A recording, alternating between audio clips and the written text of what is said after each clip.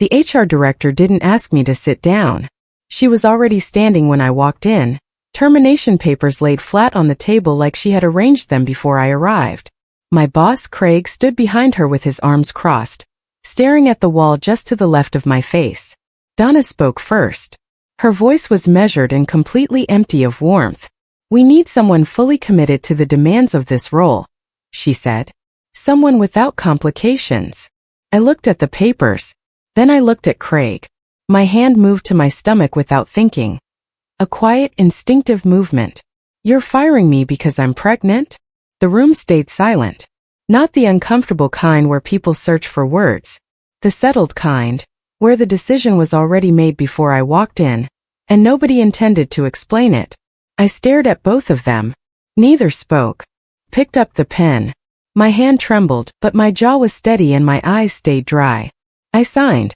I stood up straight. I walked out without looking at either of them again.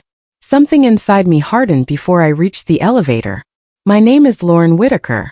I was 31 years old, and until that morning I had spent 4 years building something real inside that company.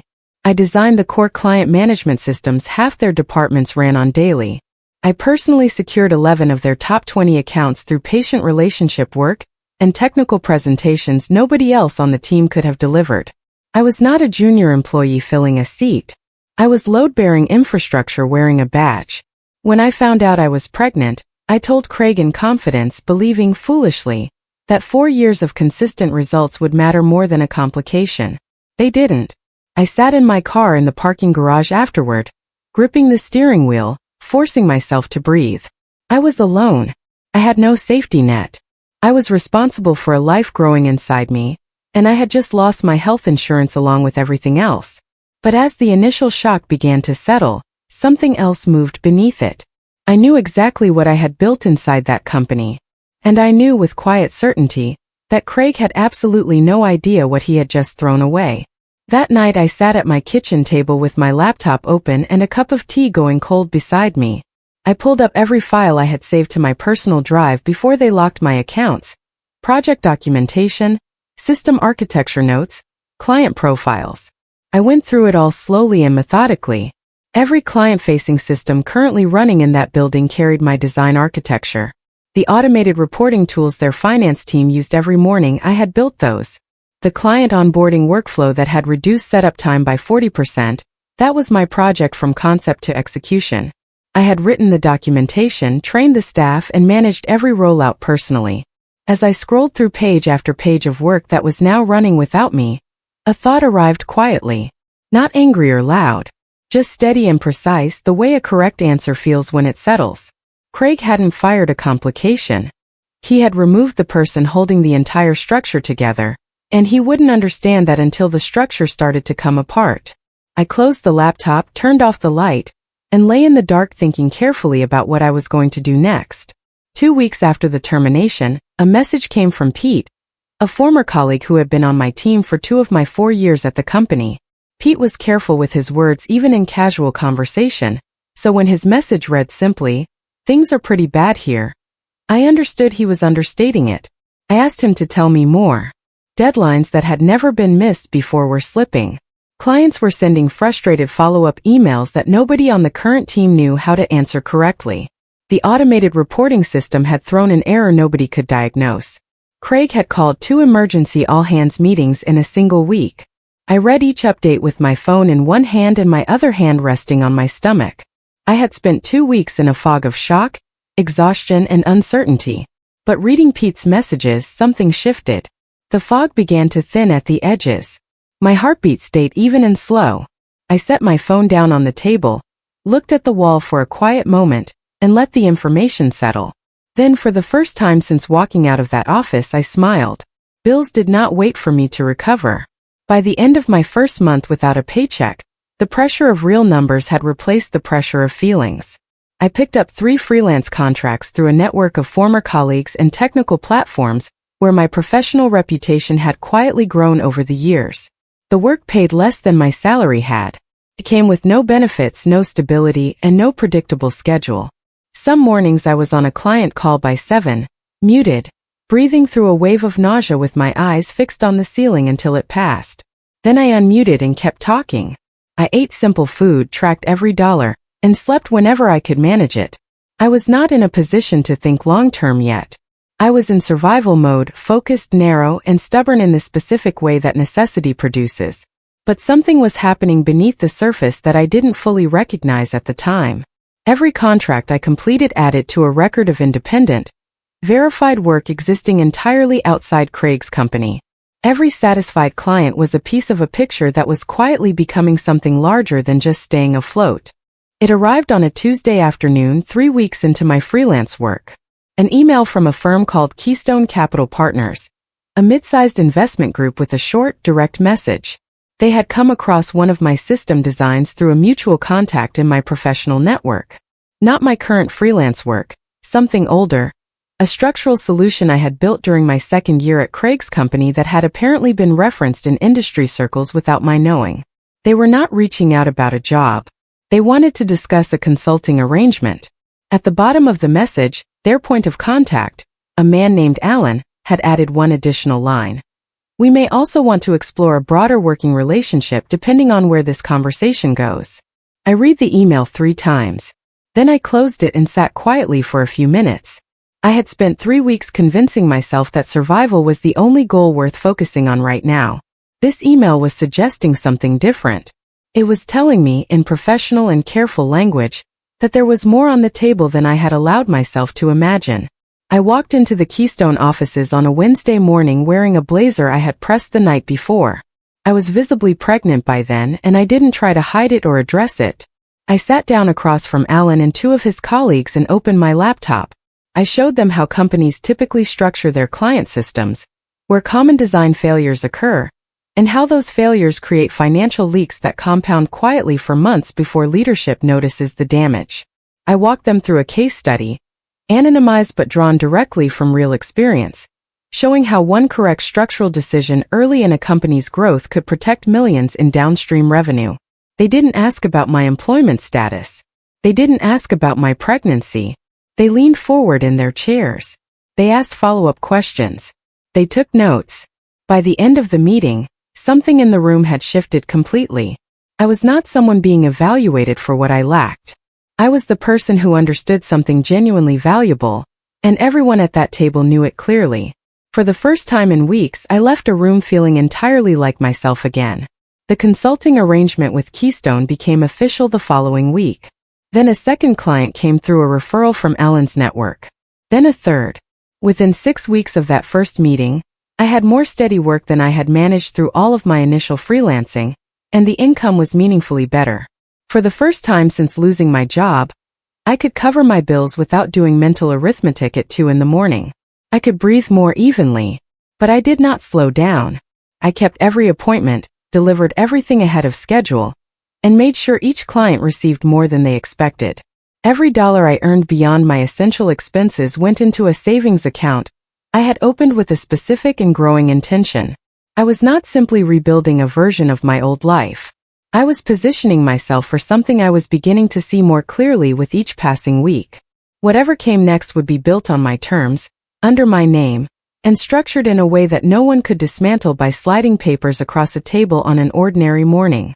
Pete messaged me again during my second month and twice more in my third. Each update painted a picture that was becoming harder to look away from. The company was losing ground across every metric that mattered. Clients who had been stable for years were growing difficult, scaling back contracts, asking questions the current team couldn't answer confidently, or simply not renewing at all. Craig was responding the way he always did under pressure, reactive and loud.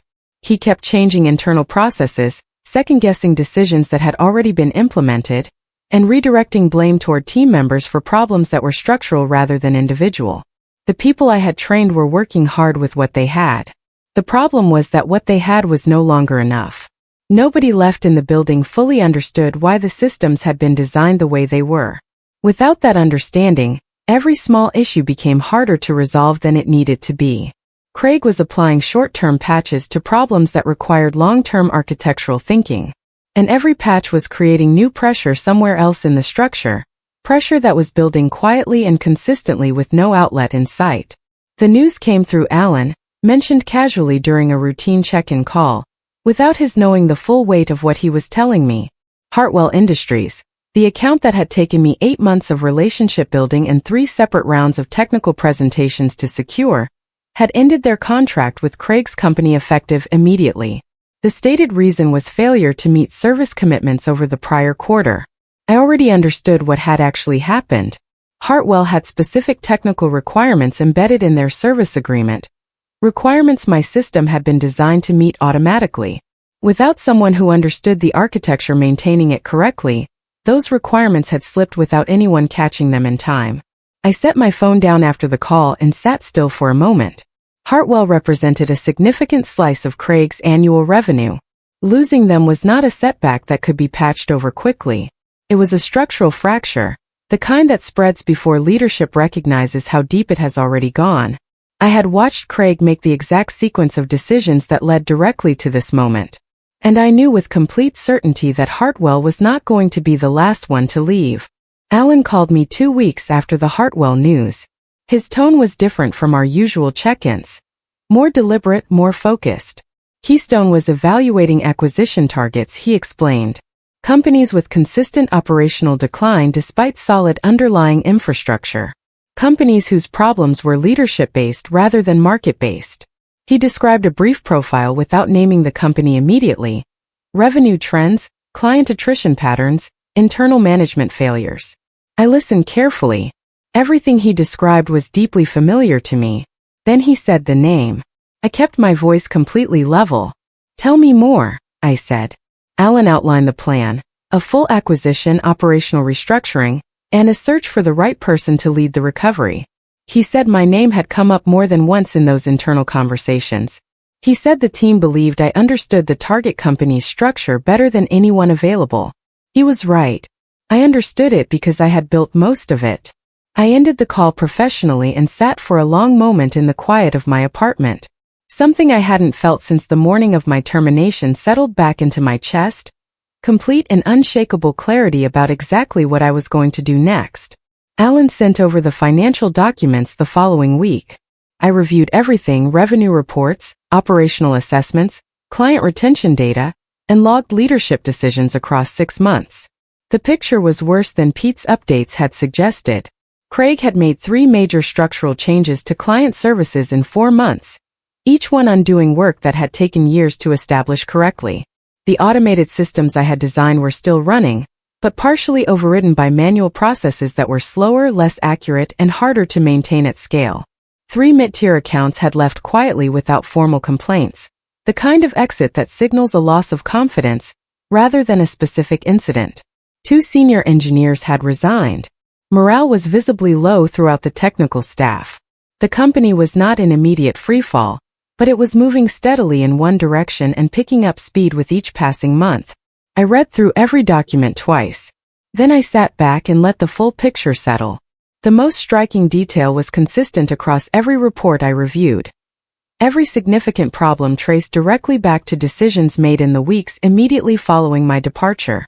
Their decline had my absence written all over it. Keystone wanted my expertise throughout the acquisition process, due diligence, transition planning, operational strategy. It made sense. I was the most qualified person available when it came to the target company's systems. I told Alan I was willing to be fully involved, but I had one condition: full operational control of the company after the acquisition closed. Not an advisory role. Not a consulting title with limited authority. Complete operational control, reporting directly to the Keystone board. Alan went quiet for a moment on the other end. Then he said he would bring it to the partners. I didn't follow up. I went about my work for 2 days as if the outcome had already been decided. On the 3rd day, Alan called back. The partners had agreed. Their reasoning was straightforward. No one they could identify understood the target company's infrastructure more completely than I did. They were correct about that. But there was a level of understanding that went deeper than technical knowledge alone. I had not studied that company from the outside. I had built it from the inside over 4 years of careful, consistent work. That was a different kind of knowing entirely, and it was exactly the kind this situation required. It happened on a Thursday night in my 7th month. I had been pushing through exhaustion all week, promising myself I would rest once one more task was finished. I came home late, ate something small, and sat at my desk to finish a document for the acquisition review. 3 paragraphs in, my hand simply stopped moving. I closed the laptop. Then I slid off the chair and sat down on the kitchen floor with my back against the cabinet. And I let myself cry quiet, steady tears. Not from sadness exactly, but from the weight of everything I had been carrying without setting down for months. What if I wasn't enough? What if I failed publicly in front of the same people who had already decided I was disposable? The questions came with the tears and I let them come. Then my hand moved to my stomach the way it always did. I felt movement beneath my palm, one small deliberate shift. The tears slowed. Something settled deep in my chest, heavy and steady, like an anchor finding the bottom. This was not just about me anymore. It had not been for a long time. I pressed my palm flat, took a long breath and got back up. The acquisition closed on a Friday morning, 6 months and 3 days after Donna had slid termination papers across the table at me. I sat in a Keystone conference room and held the pen over the signature line. The physical memory of the last time I had signed professional papers moved through me briefly. That morning I had been trembling, humiliated, and completely uncertain. Today my hand was steady. The room held attorneys, financial advisors, and Keystone board members. Craig was not present. The sale had been handled through company representatives. I read through the final pages carefully the way I always read contracts, and then I signed. Clean and deliberate. The transaction was complete before noon. I was now the operational head of the company that had fired me for being pregnant. I set the pen down, accepted handshakes around the table, and thanked Alan and his team. Then I sat for one quiet moment before standing up. 6 months ago I had signed away my security in a room like this one. Today I had signed into something else entirely. I gathered my things and drove toward a building I had every right to walk straight into. I arrived on Monday morning at 9. No advance notice to most of the staff. No ceremony. I walked through the front entrance the same way I had for 4 years, through the main lobby, past the reception desk, toward the elevator. The receptionist looked up and her expression moved through surprise before she caught herself. Word had spread over the weekend the way it always does when something significant shifts inside a company. By the time I reached my former floor, people already knew. Some looked up with open curiosity. Some offered quiet nods. A few looked genuinely relieved. Others kept their eyes on their screens with the careful stillness of people who had been close to the previous leadership and weren't certain yet how to position themselves.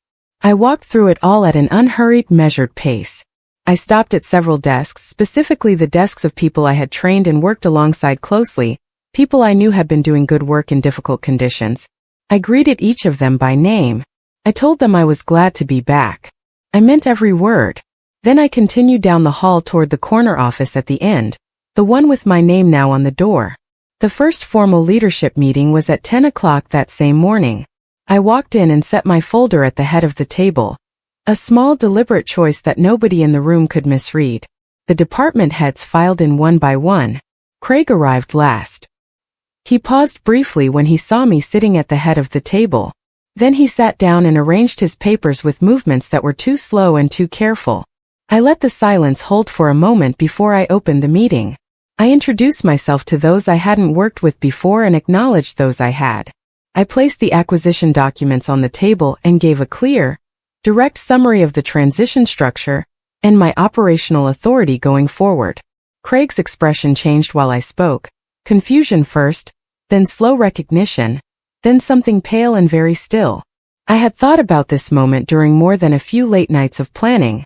What I had not expected was how quiet it would actually feel. There was no loud satisfaction. Just a clean, steady sense that something had returned to the position it was always meant to occupy. I continued through the agenda without looking at Craig again. He caught me in the hallway after the meeting. I heard his footsteps behind me. Craig always moved faster when he was trying to manage discomfort, like he was chasing a version of the situation he was more comfortable in. I stopped and turned. He had arranged his face into something approximating a collegial expression. The effort behind it was clearly visible. "Lauren," he said. "Good. I was hoping we'd get a chance to talk. Clear the air a little, given everything." He was waiting for me to fill the space. to offer reassurance or some acknowledgement that the past was a negotiable thing between us. I had nothing to offer him in that direction. There's nothing to clear, I said. My voice was even and genuinely without heat. Not cold. Simply settled. I turned and continued down the hallway. He didn't follow.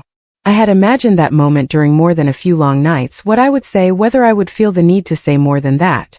I didn't. Closure, I had come to understand, is not a conversation you have with the person who wronged you. It is a decision you make entirely on your own. Within the first 2 weeks, Keystone's legal team conducted a full HR records review as part of standard acquisition compliance work. My termination file was among the documents pulled. The legal team flagged it within a day. The timing of my firing, disclosed pregnancy, no documented performance issues, no formal warning process preceding the termination, created significant legal exposure under federal employment protection statutes. The board was informed. Their response was swift and practical. Whatever personal loyalty some board members had maintained toward Craig's previous leadership, nobody was willing to absorb the liability that the records clearly revealed. I was not involved in the review process. I had not requested or initiated it independently. It proceeded because compliance reviews happened during acquisitions, and the document said exactly what they said without any assistance from me. That was the detail Craig had never properly calculated.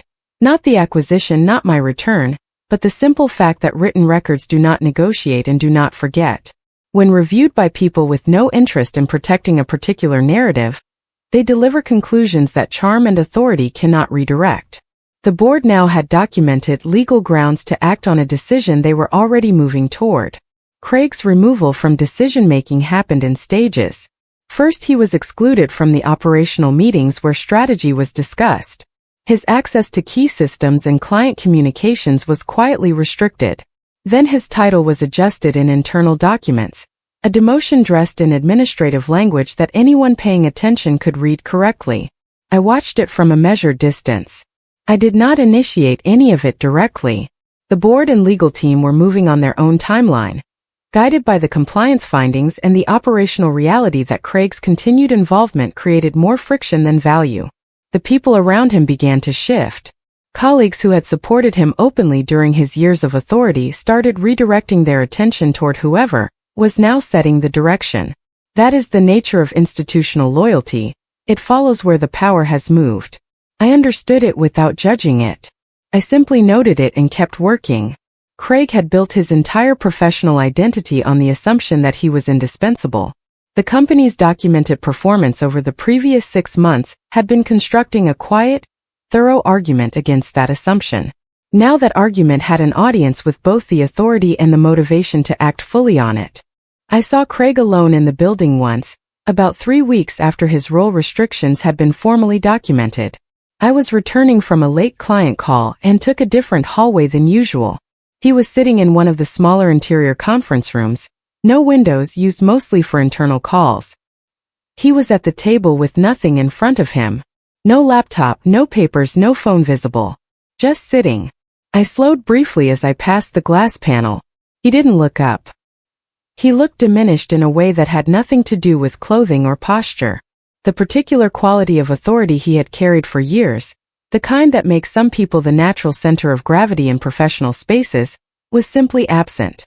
It wasn't visible defeat. It was the absence of something that had previously always been there. I didn't feel triumph standing in that hallway. I want to be honest about that. What I felt was something quieter, a recognition of what the end of a certain kind of unearned power actually looks like. Not dramatic. Not loud. Just a man sitting alone in a small room with nothing left to manage. He never tried to speak to me again after the hallway conversation. By then I believe he finally understood there was nothing left to say. I spent the next 8 weeks doing the work I had been planning in my head for months.